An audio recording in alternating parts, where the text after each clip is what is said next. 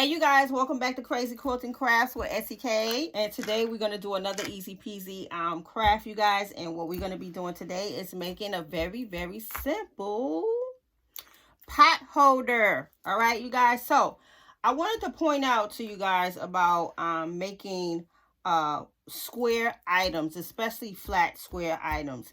Keep in mind that this is the same concept that you will use to make a baby blanket, a twin size blanket, a queen size blanket, and a king and a Cali king. So this is the same exact concept, and this is why I really wanted to start with pot holders and work my way up in size, but I didn't start. Sometimes things don't go according as planned. So I definitely want to emphasize that, you guys. So remember what I told you guys about your layers. All right, so my pot holder is roughly about a 12 by 12, all right? If you want to make it smaller, I would say go with an 8 by 8, 10 by 10. I like big pot holders, all right? So you're going to have your top layer, your back layer, your insulate, bright, and I want to make sure I get that out to you guys. This is Insole Bright, and it's a type of insulation for making pot holders, pot hand mittens, hot pads like I did the other day, things of that nature.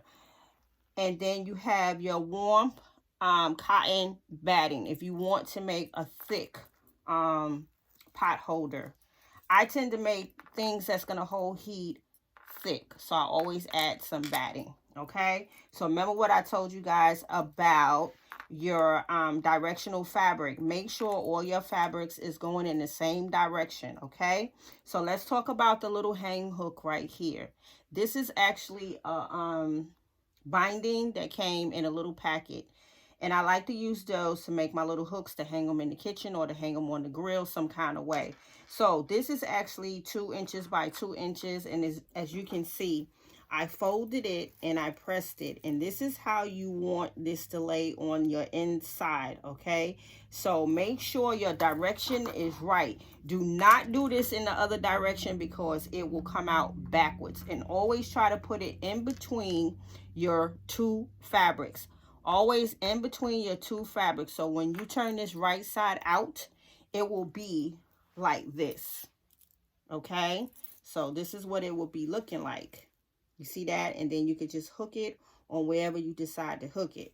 So let's get this back. Let's get the layers back in there right. So let's start again. Right side fabrics facing each other. Your little hook tab, which is 2 inches by 2 inches. If you want it to be longer, it could be longer. All right. So you got your top, your backing, your insulate, bright, and then your warm cotton batting. So those are actually, if you want to say 5 layers, you can say 5 layers. If you want to include this as a layer, you can do that. So what I would suggest with this is to press it, right? Get it inside. And then clip it with your Wonder Clips if you want to use the Wonder Clips, or if you want to use stick pins, you can use the stick pins. So like I told y'all before, I tend to sew with a lot without pins. So what you want to do is leave your 2-inch opening so you can turn this inside out. Go all the way around like so, 1/4 inch seam allowance, and then you want to back stitch on each stop so that you can lock those stitches in so they don't pop when you turn it inside out. All right, you guys, so I'm going to go to the sewing machine and I'm going to sew all around 1/4 inch seam, and then I'm going to come back to you guys and we're going to turn this inside out. All right, I'll see you in a bit. Okay, you guys, I am back from the sewing machine and I want you guys to see my little open hole that I'm going to turn this right side out. And you guys, remember I told you about your batting and your insulate? In order to get a better close at this area, it's always good to just cut out just about a 1/4 inch of the batting and your insulate so you can get that closed thoroughly. And you just want to come in there with a little pair of scissors, somewhat small. You don't need anything big, so that you can actually go around and cut out about this much, which is about 1/4 of an inch. That way, when you turn this inside out, you can get an easy fold, like so, to close it in, okay? So we're going to cut off some of these corners so we could get some good corners in there. And I think I did most of these already. I cut off some of the access already. So we can do that. And then we can close this project in. And remember what I told you guys about using like a turner. And I keep forgetting to bring out my other turner. Because a lot of times I just use what I have on hand. And sometimes I do use my scissors. And I'm going to do that right now. Yep. So you use your finger, use your scissor. Just make sure that you do not poke through your fabric. And you do not stick them scissors too far in there to where you jab right through. Okay. So most of my corners came out pretty good. So I don't need to push them out too much. And make sure you're in there and you're not hitting your fabric and poke a hole through your fabric. Okay. So that's one. This one needs to come out just a little bit.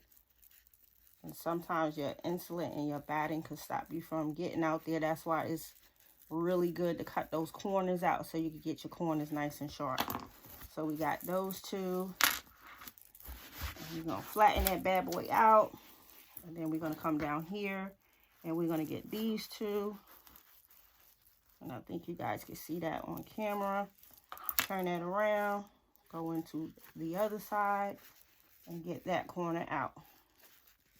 Alright. So now what we're going to do is... we're going to close that entrance. Right? So now you see what I was saying about the hook part. You see how nice that came out?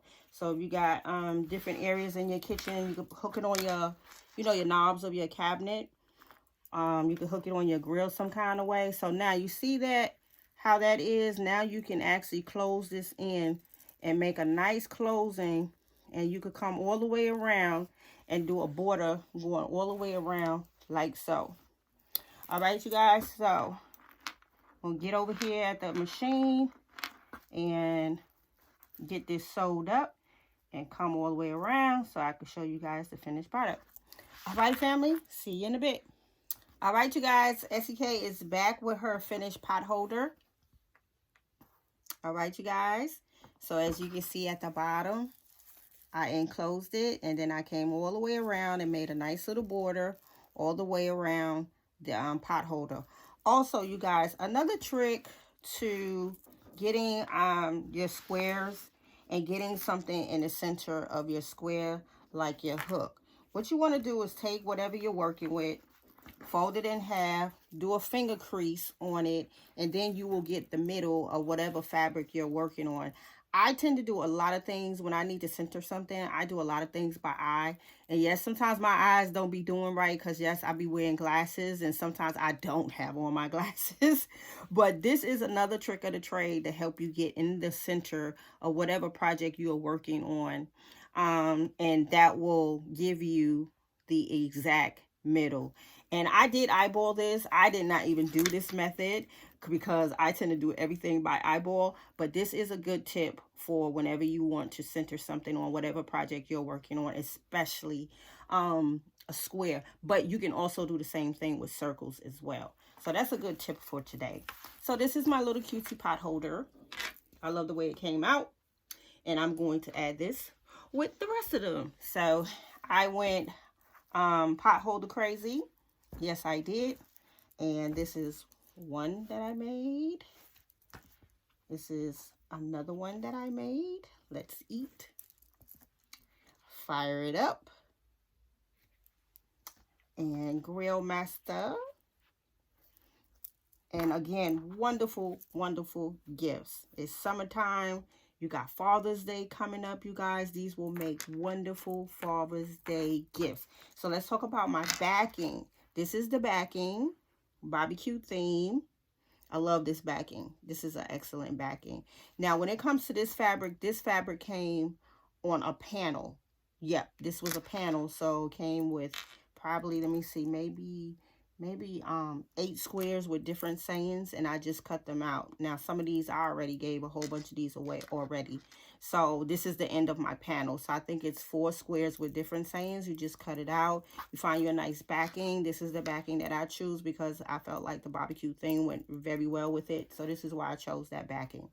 All right, family. So I hope you guys enjoyed this easy peasy tutorial on how to make pot mats. And again, you guys, the same exact concept if you want to make a baby blanket, a lap blanket, twin, full, queen, Cali king, king, whatever size you want to make. This is the same concept. So as you can see, I am working my way up to that for you guys. So if you can make a pot holder, you can make a plate mat, you can make a heat mat, you can make a dry mat, you can make any kind of mat. Okay, family? So I just want y'all to get that concept in you that if you can make this, you can pretty much make anything, especially when it comes to home decor. All right, family. So I hope you guys enjoyed this easy peasy tutorial on how to make your pot holders. And SEK, the crazy quilting crafter. We'll see you guys on the next video. Thank you so much for tuning in. Make sure you thumbs up, like, subscribe, and hit that notification button. And do share. Share is caring. I will see you guys on the next video. Happy crafting. Peace.